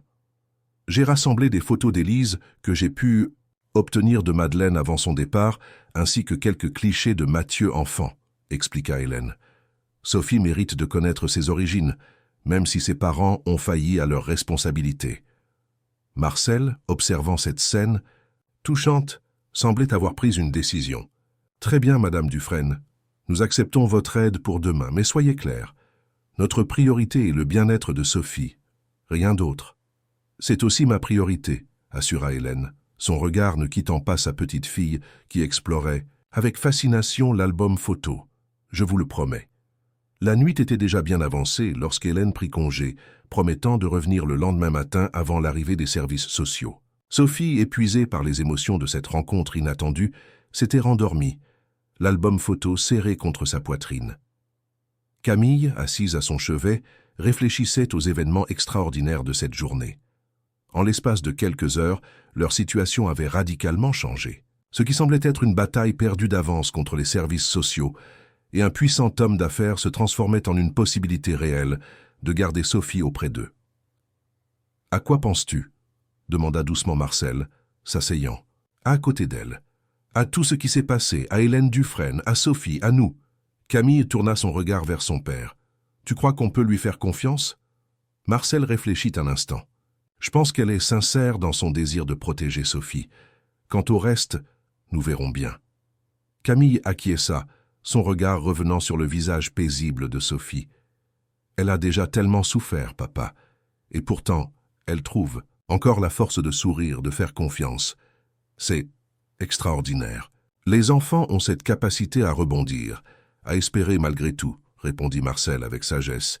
« C'est à nous, adultes, de nous montrer dignes de cette confiance. » Au même moment, à Paris, Mathieu Dufresne faisait les 100 pas dans son appartement luxueux du 16e arrondissement. Le rapport que lui avait transmis Laurent quelques heures plus tôt l'avait profondément troublé. Élise Mercier avait disparu, probablement partie à l'étranger, selon les premières investigations. Madeleine Mercier, décédée un mois auparavant, avait laissé derrière elle une correspondance volumineuse, adressée à diverses personnes, dont Hélène Dufresne, et Sophie était bien sa fille. Les tests ADN réalisés discrètement, à partir d'un échantillon de cheveux prélevés sur sa brosse, conservé par Madeleine, ne laissait aucun doute. Son téléphone sonna, le faisant sursauter. Le nom de sa mère s'affichait sur l'écran. Il hésita, puis décrocha. « Mère, dit-il d'une voix froide. Quelle surprise! Mathieu. » La voix d'Hélène était calme, déterminée. « J'étais à la ferme des Tourelles ce soir. J'ai rencontré Sophie. » Un silence glacial s'installa. Mathieu sentit une sueur froide couler le long de son dos. « Je ne vois pas de quoi tu parles, » tenta-t-il, sachant pertinemment que son déni était futile. « Assez de mensonges, » coupa Hélène, sa voix tranchante comme une lame. « Les services sociaux viennent demain. Je serai là avec toutes les preuves nécessaires. À toi de décider si tu veux être du bon côté de cette histoire pour une fois. »« Tu me menaces ?» s'indigna Mathieu, la colère remplaçant rapidement la peur. « Non, mon fils. Je te donne une dernière chance. Une chance de faire ce qui est juste, ce qui est humain. » Avant qu'il ne puisse répondre, elle ajouta « Je serai à la ferme des Tourelles à 9 heures demain matin. Réfléchis bien à ce que tu veux faire. Ce n'est pas seulement ta réputation qui est en jeu, Mathieu. C'est ton âme. » La communication se coupa, laissant Mathieu seul face à ses démons. Pour la première fois depuis des années, il se sentit véritablement perdu. L'aube se levait sur la ferme des Tourelles, baignant les vieux bâtiments de pierre dans une lumière dorée qui contrastait avec la tension palpable qui régnait à l'intérieur. Camille n'avait presque pas dormi, préparant la maison pour la visite des services sociaux, rassemblant des documents, et surtout essayant de calmer son anxiété grandissante. Sophie, quant à elle, semblait étrangement sereine. Assise à la table de la cuisine, elle dessinait avec application, ses petits doigts maniant le crayon avec une précision surprenante. Le dessin prenait forme. Une maison qui ressemblait étrangement à la ferme des Tourelles, avec 3 figures devant, une grande, une moyenne et une petite. « C'est nous », signa-t-elle, lorsque Camille s'approcha pour regarder. « Toi, papy ?»« Marcel et moi. » Camille sentit son cœur se gonfler d'émotion. Cet enfant, en si peu de temps, les avait déjà intégrés dans sa vision de la famille, de la sécurité. Comment les services sociaux pourraient-ils ne pas voir ce lien précieux qui s'était formé? Marcel entra dans la cuisine, fraîchement rasé et vêtu de sa meilleure chemise, un signe de l'importance qu'il accordait à cette journée. « Émilie vient d'appeler, » annonça-t-il. « Elle sera là dans une demi-heure. Les services sociaux arrivent à 10 heures. » Camille hocha la tête, reconnaissante pour la présence de l'ancienne institutrice qui s'était révélée être une alliée précieuse. « Et Madame Dufresne ?»« Aucune nouvelle, » répondit Marcel, une pointe d'inquiétude dans la voix. « J'espère qu'elle tiendra parole. » Comme en réponse à cette interrogation, le bruit d'une voiture se fit entendre dans la cour. Camille s'approcha de la fenêtre et aperçut une Jaguar noire rutilante se garer à côté de la vieille Citroën de Marcel. « Elle est là, » annonça-t-elle, soulagée. Mais lorsque la portière s'ouvrit, ce n'est pas Hélène Dufresne qui en sortit, mais Mathieu. Grand, élégant dans son costume sombre, il se tenait immobile, observant la ferme avec une expression indéchiffrable. « C'est lui !» murmura Camille, sentant un mélange de colère et d'appréhension monter en elle. Le père de Sophie. Marcel rejoignit sa fille à la fenêtre, son visage se durcissant à la vue du visiteur. « Que vient-il faire ici ?»« Je ne sais pas, mais nous allons bientôt le découvrir, » répondit Camille d'un ton déterminé. Elle se tourna vers Sophie, qui continuait à dessiner, inconsciente du drame qui se jouait. « Sophie, reste ici et termine ton beau dessin. Je reviens vite. » La fillette hocha la tête, trop absorbée par son œuvre pour s'inquiéter.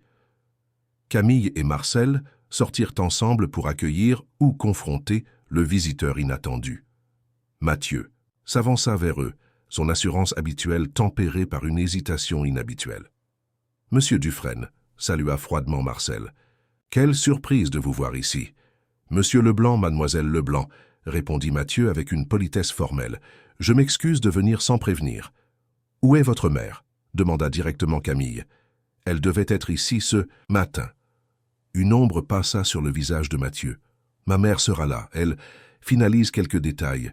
Elle m'a demandé de venir en avance pour parler. » Le ton hésitant, presque vulnérable, surprit Camille. Ce n'était pas l'homme arrogant et froid qu'elle avait brièvement rencontré quelques jours plus tôt. « Parler de quoi exactement ?» insista Marcel, méfiant. Mathieu prit une profonde inspiration, comme s'il rassemblait son courage. De Sophie, de la situation, de ce que je compte faire. Camille et Marcel échangèrent un regard. La curiosité l'emporta sur la méfiance, et Marcel fit un geste en direction de la maison. « Entrez, mais je vous préviens, si vous êtes venus pour perturber davantage cet enfant… » « Non, » l'interrompit Mathieu avec une sincérité surprenante. « Ce n'est pas mon intention. Au contraire. » Ils entrèrent dans la maison, Mathieu restant en retrait comme intimidé par la simplicité chaleureuse des lieux. Lorsqu'ils pénétrèrent dans la cuisine, Sophie leva les yeux de son dessin. Son regard croisa celui de Mathieu et une reconnaissance immédiate se peignit sur son visage. Elle se leva d'un bond, ses yeux s'écarquillant. Camille s'approcha rapidement d'elle et signa « C'est l'homme qui t'a trouvé dans la forêt. Il veut parler avec nous. » Sophie fixa Mathieu un long moment, puis signa quelque chose que Camille ne comprit pas entièrement. Elle semblait poser une question. « Elle demande si tu es son père. » Traduisit une voix depuis la porte. Émilie Rousseau venait d'entrer, son arrivée passait inaperçue dans la tension du moment. Le visage de Mathieu pâlit visiblement. Il regarda Sophie, puis Émilie, puis à nouveau Sophie, comme un homme pris au piège. « Je… » commença-t-il, sa voix s'étranglant. Le silence qui suivit était assourdissant. Tous les regards étaient fixés sur lui, attendant sa réponse. Sophie, immobile, ses grands yeux bleus, si semblables aux siens, ne le quittant pas un instant. C'est à cet instant précis qu'Hélène Dufresne fit son entrée, accompagnée d'un homme en costume que Camille ne reconnut pas. « Je vois. »« Que tout le monde est là, » constata Hélène, son regard passant de son fils à Sophie, puis au reste du groupe. « Mathieu, tu as répondu à la question de ta fille. » La façon dont elle prononça ces mots, « ta fille », ne laissait aucune place au doute ou au déni. Mathieu le comprit, car il ferma brièvement les yeux comme pour rassembler son courage, puis les rouvrit en regardant directement Sophie. « Oui, » dit-il finalement, sa voix à peine audible, « je suis ton père. » Émilie traduisit immédiatement en langue des signes. Sophie resta parfaitement immobile pendant quelques secondes, absorbant cette information. Puis, à la surprise générale, elle s'approcha de Mathieu et le regarda de près, comme pour mémoriser chaque détail de son visage.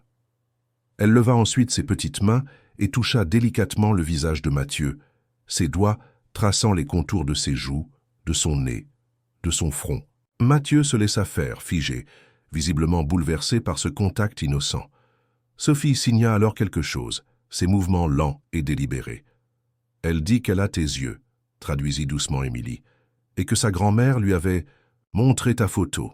Mathieu semblait incapable de parler, submergé par l'émotion. Ce fut Hélène qui brisa le silence.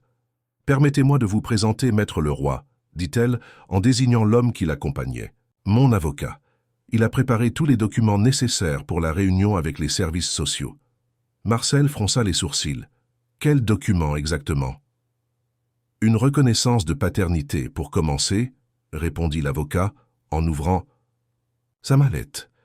Signée ce matin par M. Dufresne, ainsi qu'une demande officielle de garde partagée entre la famille Leblanc et la famille Dufresne, avec résidence principale chez vous, si vous l'acceptez. Camille sentit son cœur manquer, un battement. C'était tellement plus que ce qu'elle avait osé espérer. Elle regarda Mathieu avec stupéfaction. « Vous reconnaissez Sophie et vous acceptez qu'elle reste avec nous ?» Mathieu hocha lentement la tête. « C'est le moins que je puisse faire, » dit-il d'une voix rauque. « J'ai beaucoup réfléchi cette nuit. Ma mère m'a fait comprendre certaines choses que je refusais de voir. » Hélène posa une main sur l'épaule de son fils, un geste à la fois ferme et réconfortant. Mathieu a pris la bonne décision, mais le chemin sera long. Il y a beaucoup à réparer, beaucoup à construire. « Et le projet immobilier ?» demanda directement Marcel. « La ferme des Tourelles que vous prévoyez de raser ?» Un silence gêné suivit cette question directe. Mathieu échangea un regard avec sa mère, puis avec Maître Leroy. « J'ai retiré ma demande ce matin », annonça-t-il. « Finalement, le projet est annulé. Officiellement pour réévaluation environnementale, mais en réalité… » Il hésita, puis ajouta « En réalité, je ne pouvais pas détruire le foyer de ma fille. » L'émotion dans sa voix était palpable, sincère. Camille sentit sa méfiance s'effriter légèrement, bien que la prudence restât de mise. « Pourquoi ? Ce changement soudain » demanda-t-elle, cherchant à comprendre.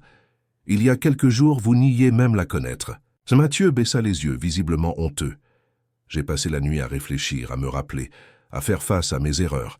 J'ai regardé les photos que ma mère m'a montrées, j'ai lu les lettres de Madeleine Mercier que j'avais ignorées pendant des années. Il releva les yeux, son regard croisant celui de Camille. Et j'ai pensé à vous, à la façon dont vous avez accueilli Sophie sans hésiter, à la façon dont vous l'avez protégée alors que moi, son propre père, je l'avais rejetée. Sophie, qui observait attentivement les lèvres de tous les intervenants, s'approcha de Camille et signa quelque chose.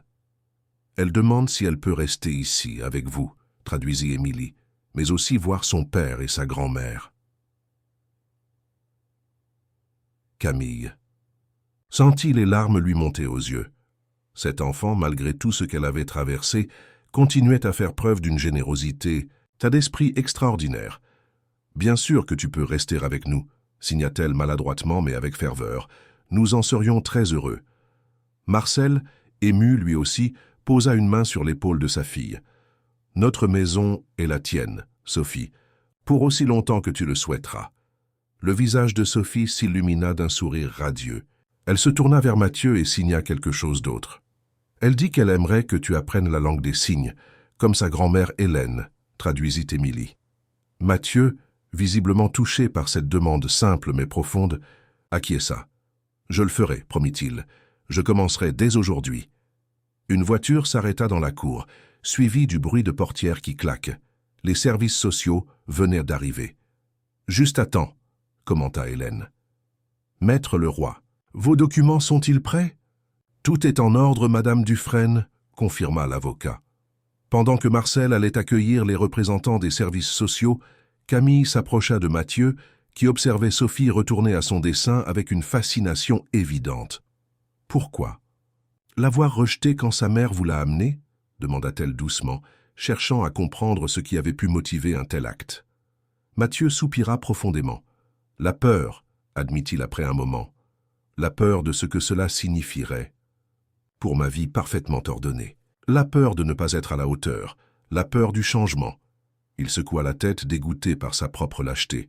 « J'étais un homme différent il y a quelques jours, ou peut-être étais-je simplement aveugle à ma propre humanité. Et maintenant, insista Camille.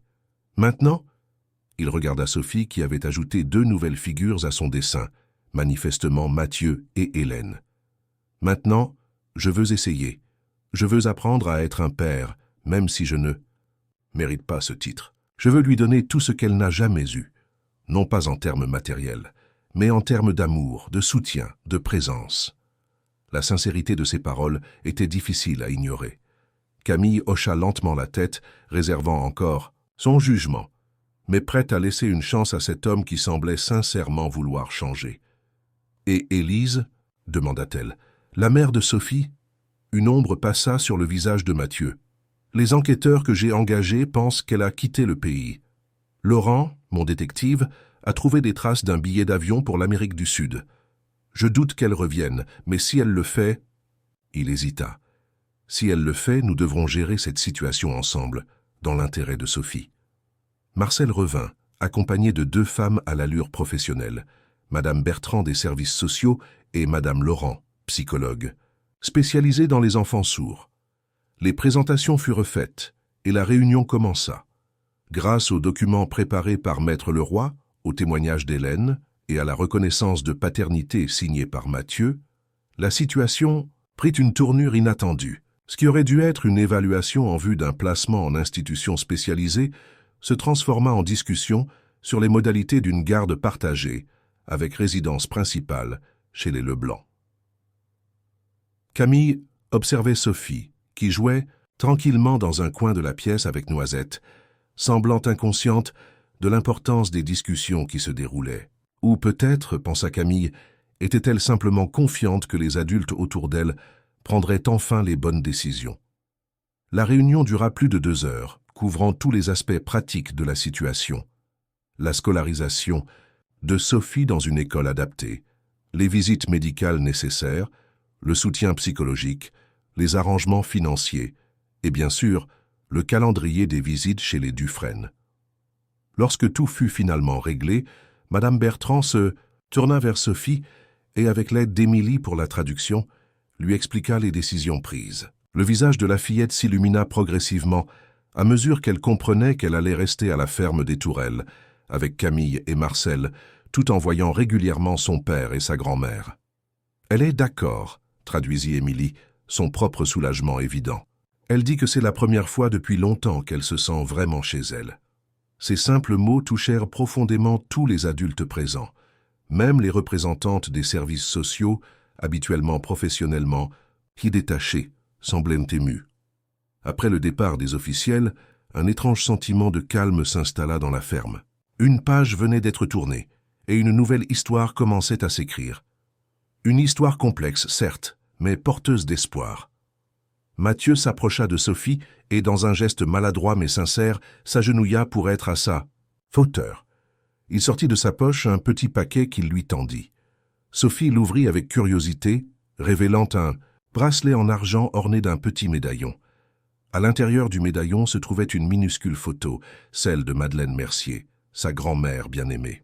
« J'ai retrouvé cette photo dans les affaires que Madeleine avait laissées, » expliqua Mathieu, tandis qu'Émilie traduisait. « Je pensais que tu aimerais l'avoir toujours avec toi. » Les yeux de Sophie se remplirent de larmes, les premières que Camille voyait depuis son arrivée. La fillette serra le bracelet contre son cœur, puis, dans un geste qui surprit tout le monde, elle se jeta dans les bras de Mathieu. Maladroitement d'abord, puis avec une tendresse croissante, Mathieu referma ses bras autour de sa fille. Leurs deux silhouettes, l'une petite et fragile, l'autre grande et forte, formaient un tableau émouvant de réconciliation et de promesses. Camille, observant cette scène, sentit une main se poser sur son épaule. C'était Hélène. « Merci, » dit simplement la grand-mère. « Merci d'avoir sauvé ma petite fille, et d'une certaine façon d'avoir sauvé mon fils aussi. » Camille sourit, un mélange de joie et d'appréhension dans le cœur. « Ce n'est que le début, » répondit-elle. « Il reste beaucoup à faire, beaucoup à guérir. »« Oui, » acquiesça Hélène, « mais aujourd'hui, pour la première fois depuis longtemps, j'ai espoir, un véritable espoir. » À l'extérieur, le soleil brillait avec force, illuminant la vieille ferme des Tourelles d'une lumière nouvelle. Dans les écuries, Neige hennissait doucement, comme s'il sentait que quelque chose avait changé, que le destin avait pris un tournant inattendu, mais bienvenu. Et au milieu de tout cela, Sophie, cet enfant qui avait connu l'abandon, la maladie, la solitude, rayonnait d'une joie simple mais profonde. La joie d'avoir enfin trouvé sa place, son foyer, sa famille. Une famille peu conventionnelle, certes, mais unie par ce qui comptait vraiment. L'amour, la compréhension et la volonté de faire mieux, d'être meilleur, jour après jour. 1 an s'était écoulé depuis cette journée décisive où les destins de Sophie, des Leblanc et des Dufresne s'étaient entrelacés de façon inattendue. La ferme des Tourelles, autrefois menacée de destruction, s'était métamorphosée en un lieu de vie et d'espoir que personne n'aurait pu imaginer. En cette belle matinée de printemps, Camille observait depuis la fenêtre de la cuisine la scène qui se déroulait dans la cour. Sophie, désormais âgée de 7 ans, guidait avec patience un petit garçon d'environ 5 ans, lui montrant comment nourrir correctement les lapins sans les effrayer. La fillette avait changé de manière spectaculaire. Son visage s'était arrondi, ses joues avaient pris des couleurs, et ses yeux pétillaient d'une confiance et d'une joie de vivre contagieuse. « Elle a un don avec les enfants », commenta Marcel, en rejoignant sa fille près de la fenêtre, tout comme toi à son âge. Camille sourit, touchée par la comparaison. C'est vrai qu'elle s'épanouit dans ce rôle de grande sœur. Léo l'adore. Léo était le premier des enfants accueillis à la ferme des Tourelles depuis sa transformation en centre d'écothérapie pour enfants sourds ou malentendants. L'idée avait germé progressivement, née de la connexion extraordinaire entre Sophie et Neige, le vieux cheval blanc. « Qui aurait cru que nous en serions là aujourd'hui ?»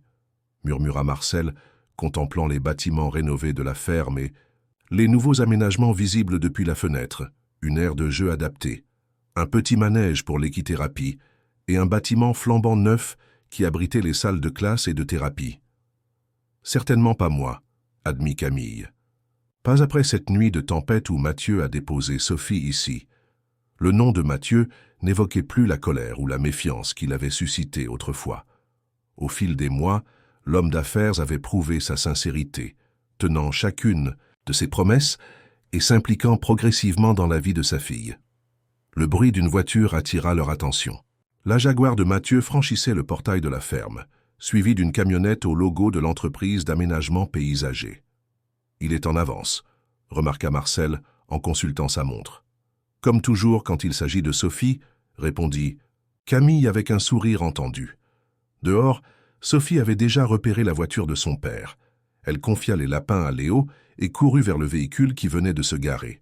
Mathieu en descendit, impeccable dans son costume 3 pièces, mais portant désormais une barbe soigneusement taillée qui adoucissait ses traits autrefois si sévères. Il se pencha pour recevoir l'étreinte enthousiaste de sa fille, puis signa avec une aisance qui témoignait de son engagement.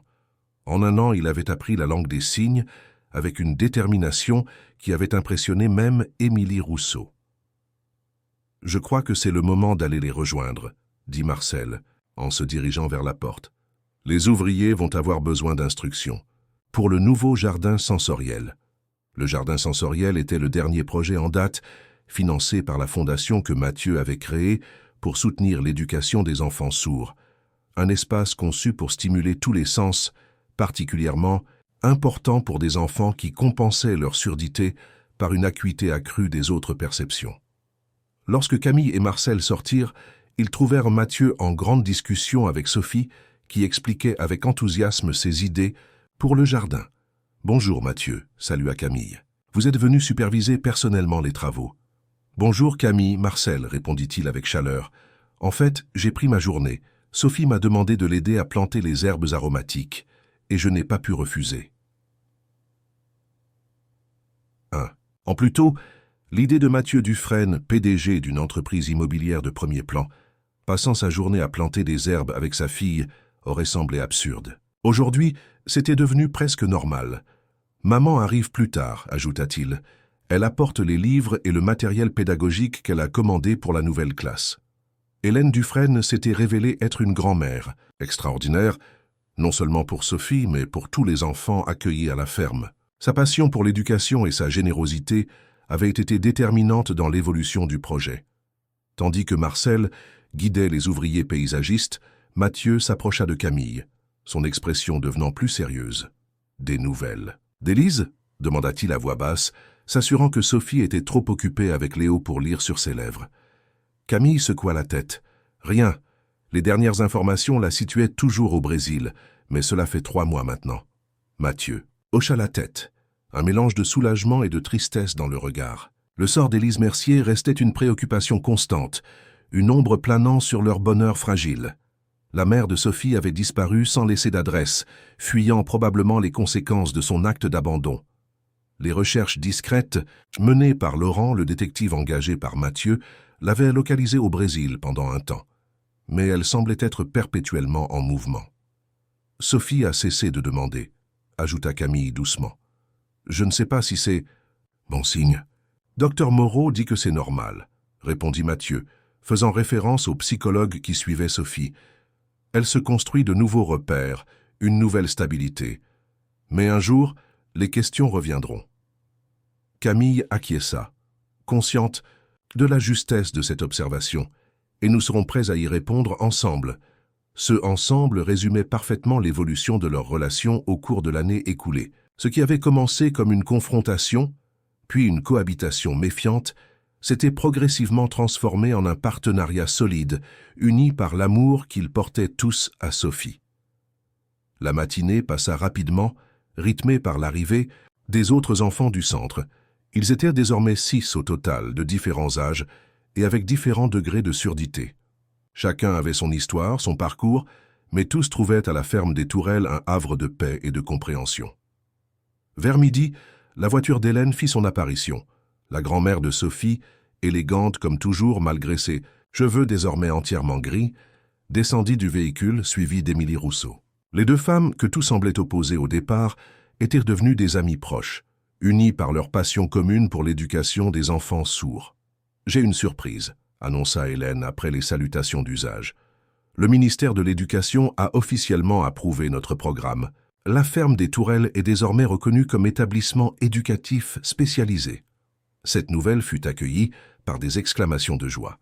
C'était l'aboutissement de mois de travail acharné, de dossiers administratifs complexes et de nombreuses inspections.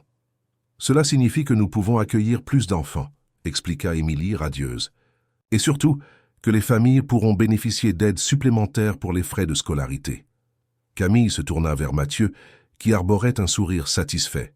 « Vous étiez au courant, n'est-ce pas ?»« Disons que j'ai eu quelques indications, admit-il, mais je voulais laisser à ma mère le plaisir de l'annonce. C'est son projet autant que le nôtre. » En effet, Hélène s'était investie corps et âme dans la transformation de la ferme, mettant à profit ses relations et son expérience pour surmonter les obstacles administratifs. Son enthousiasme avait été contagieux, attirant l'attention des médias et de plusieurs personnalités influentes qui avaient apporté leur soutien au projet. Le déjeuner fut servi dans la grande salle à manger rénovée, où enfants et adultes partageaient le même repas dans une atmosphère de joie et de camaraderie. Sophie, assise entre Camille et Mathieu, rayonnait de bonheur, participant activement aux conversations grâce à l'interprétation d'Émilie et aux compétences en langue des signes que tous les adultes avaient développées. Après. Le repas. Alors que les enfants participaient à une session d'équithérapie sous la supervision de Marcel et d'une spécialiste récemment engagée, Camille, Mathieu, Hélène et Émilie se réunirent dans le petit bureau aménagé à l'étage de la ferme. « J'ai une autre nouvelle », annonça Émilie sortant une lettre de son sac. « L'Association nationale pour l'éducation des sourds souhaite que nous présentions notre modèle lors de leur congrès annuel à Paris le mois prochain. » « C'est une reconnaissance extraordinaire, » commenta Hélène, visiblement émue. « Surtout pour un centre aussi jeune que le nôtre. »« Ce n'est pas si surprenant, » répondit Émilie. « Ce que nous avons créé ici est vraiment unique. L'approche holistique, combinant éducation traditionnelle, thérapie par les animaux, immersion dans la nature, peu de centres peuvent offrir tout cela. » Mathieu, qui avait écouté attentivement, se leva et s'approcha de la fenêtre, observant. Les enfants qui interagissaient avec les chevaux dans le petit manège en contrebas. Sophie guidait Léo sur le dos de neige, ses gestes empreints d'une assurance tranquille. « Je n'aurais jamais imaginé, » commença-t-il, sa voix chargée d'émotion. « Quand je pense à ce qui aurait pu se passer si... » Il ne termina pas sa phrase, mais tous comprirent. Si Sophie était restée abandonnée dans la forêt, si Mathieu avait continué à la nier, si les Leblanc n'avaient pas ouvert leur cœur et leur maison. Le destin a parfois d'étranges façons de nous guider vers ce qui est juste, dit doucement Camille, rejoignant Mathieu près de la fenêtre. Sophie nous a tous transformés, d'une manière ou d'une autre. Hélène approuva d'un signe de tête. Elle a guéri des blessures dont nous ignorions même l'existence. Dans notre famille, certainement. Un silence méditatif s'installa, chacun plongé dans ses propres réflexions sur le chemin parcouru. Ce fut Émilie qui rompit finalement ce moment de contemplation. « J'ai presque oublié, » dit-elle en sortant une autre enveloppe de son sac. « Ceci est arrivé ce matin au centre postal. C'est adressé à Sophie, mais il n'y a pas d'expéditeur. » Mathieu prit l'enveloppe, l'examinant avec curiosité. Le cachet de la poste indiquait Rio de Janeiro, ce qui fit échanger un regard significatif à Camille et Mathieu. « Élise » murmura Camille, posant la question que tous avaient en tête. « Probablement, » répondit Mathieu, son expression indéchiffrable. « Dois-je l'ouvrir » ? C'est adressé à Sophie, rappela Hélène. « Mais peut-être devrions-nous vérifier le contenu avant de le lui donner. » Après un moment d'hésitation, Mathieu ouvrit délicatement l'enveloppe. À l'intérieur se trouvait une simple carte postale, montrant une plage brésilienne et au verso, quelques lignes d'une écriture nerveuse. « Ma chère Sophie, » lut-il à haute voix, « je ne sais pas si cette carte te parviendra, ni si tu pourras me pardonner un jour. Je voulais que tu saches que je pense à toi tous les jours. Je ne suis pas la mère que tu méritais, mais je suis heureuse de savoir que tu es entourée d'amour. Peut-être qu'un jour, quand j'aurai trouvé la paix que je cherche, nous pourrons nous revoir. En attendant, grandis bien, ma fille. Avec tout mon amour imparfait, maman. » Un silence ému suivit cette lecture. Malgré tout ce qu'Élise avait fait, malgré l'abandon inqualifiable, ces mots touchaient une corde sensible. « Devons-nous la lui montrer » demanda Camille, incertaine. « Je pense que oui, répondit Émilie après réflexion. Sophie est plus forte que nous ne l'imaginons, et cela pourrait l'aider à comprendre que sa mère ne l'a pas abandonnée par manque d'amour, mais par ses propres faiblesses. Mathieu acquiesça lentement. Dr Moreau a toujours dit que la vérité, présentée avec douceur et au bon moment, est préférable au silence ou au mensonge. Dans ce cas, nous le ferons ensemble, décida Camille. Ce soir, quand elle sera calme après sa journée. Leur discussion fut interrompue par des coups frappés à la porte. C'était Marcel, l'air légèrement essoufflé. « Vous devriez venir voir ça, » dit-il avec un sourire mystérieux. « Sophie et Neige nous offrent un spectacle extraordinaire. » Ils descendirent rapidement et se dirigèrent vers le manège. Là, Sophie se tenait debout sur le dos de Neige, en parfait équilibre, tandis que le vieux cheval avançait lentement au pas. Les autres enfants, assis en cercle autour du manège, l'observaient avec admiration. « Elle a insisté pour essayer », expliqua Marcel à voix basse. « Elle dit qu'elle a vu ça dans un livre sur le cirque. J'ai d'abord refusé, mais elle m'a regardé avec ses yeux. Vous savez comment elle est quand elle a une idée en tête. » En effet, Sophie avait développé une détermination tranquille qui forçait le respect.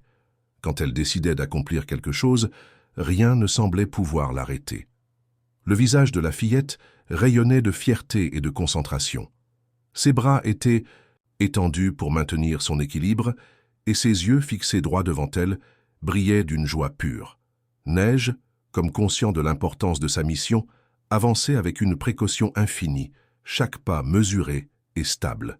« C'est incroyable », murmura Hélène émue aux larmes. « Cette confiance mutuelle, c'est ce qui fait la magie de cet endroit, » répondit doucement Émilie. « Cette capacité à créer des liens qui transcendent les barrières, qu'elles soient liées au handicap, à l'âge, au passé. » Mathieu observait sa fille avec une fierté évidente.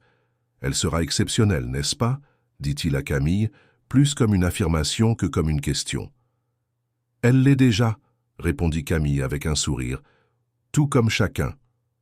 Des enfants ici. » Lorsque Sophie acheva son tour de manège, les applaudissements enthousiastes des spectateurs la firent rayonner davantage.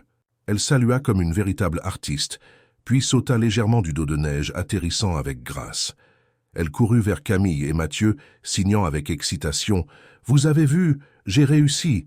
Neige et moi, on pourrait être dans un cirque. » « Tu étais magnifique, » signa Mathieu en retour, ses gestes de plus en plus fluides. « Mais n'oublie pas que Neige est un vieux monsieur maintenant. Il faut le ménager. » Sophie acquiesça sérieusement. « Je sais, c'est pour ça que je lui ai promis une double ration de carottes ce soir. » Cette remarque fit rire tout le monde. La capacité de Sophie à négocier et à marchander était devenue légendaire à la ferme. Le reste de la journée s'écoula dans une ambiance joyeuse, ponctuée par les activités éducatives, les séances de thérapie et les moments de jeu.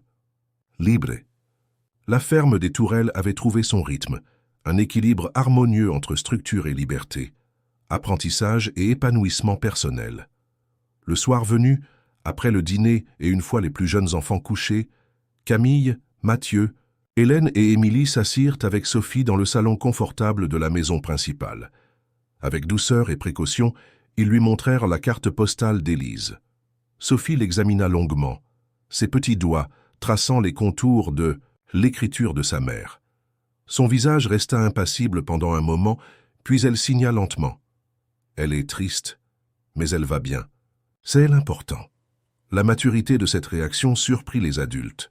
Sophie continua. « Je suis triste pour elle, parce qu'elle n'est pas ici pour voir comme c'est beau, mais je suis heureuse d'avoir ma nouvelle famille. » Elle regarda à tour Camille, qu'elle appelait désormais maman en langue des signes, Mathieu, son papa, Hélène, sa mamie, et même Émilie, qu'elle avait affectueusement surnommée Tante Étoile, en raison d'un signe particulier qu'elle utilisait pour la désigner. « Peut-être qu'un jour elle reviendra, » signa Sophie avec espoir, « et elle pourra voir que tout va bien pour moi. » Camille sentit son cœur se gonfler d'amour et d'admiration pour cet enfant extraordinaire. « Oui, peut-être, » signa-t-elle en retour, « et si cela arrive, nous l'accueillerons ensemble. » Sophie sourit, apparemment satisfaite de cette réponse. Puis, avec la capacité étonnante des enfants à passer d'un sujet profond à quelque chose de léger, Elle signa.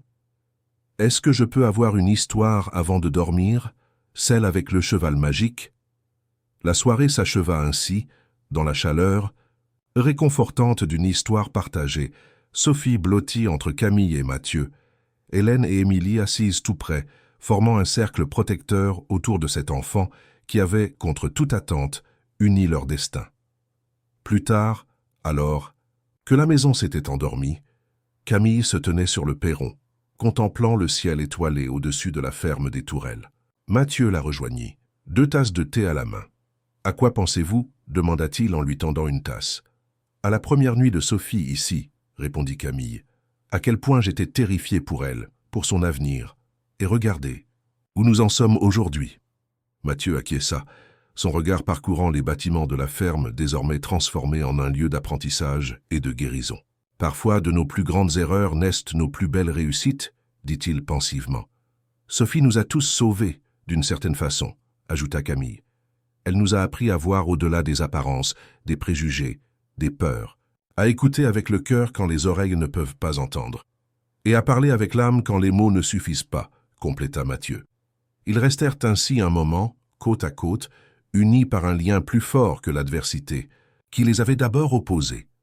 Un lien forgé dans l'amour partagé pour une petite fille qui, abandonnée sous la pluie d'une nuit d'orage, avait trouvé le chemin vers leur cœur et les avait transformés à jamais. Dans l'écurie proche, Neige hennit doucement, comme pour approuver cette paix durement gagnée. Et dans sa chambre, Sophie dormait paisiblement, entourée de dessins colorés représentant sa famille. Une famille peu conventionnelle, certes, mais plus solide et plus aimante que bien des familles nées dans la tradition. La ferme des Tourelles, autrefois menacée de disparition, était devenue un symbole d'espoir et de renaissance. Un lieu où les enfants comme Sophie pouvaient grandir en confiance, où les blessures du passé se transformaient en force pour l'avenir, et où le silence n'était plus une barrière, mais un espace où fleurissait un langage plus profond, celui du cœur. Fin de l'histoire, chers auditeurs. Nous espérons que l'histoire de Sophie, Camille et Mathieu vous a touché profondément. Pour continuer ce voyage émotionnel, nous avons préparé une playlist spéciale avec des histoires tout aussi captivantes. Trouvez-la en cliquant sur le lien à votre gauche. Si vous avez aimé cette histoire, n'oubliez pas de vous abonner à notre chaîne et de laisser un j'aime à cette vidéo. Chaque jour, nous vous apportons des histoires uniques qui explorent la complexité de la vie et la beauté des relations, ça humaine. Ne manquez pas nos prochains contenus. Nous vous attendons dans les commentaires pour partager vos impressions sur cette touchante histoire de rédemption et d'amour inconditionnel.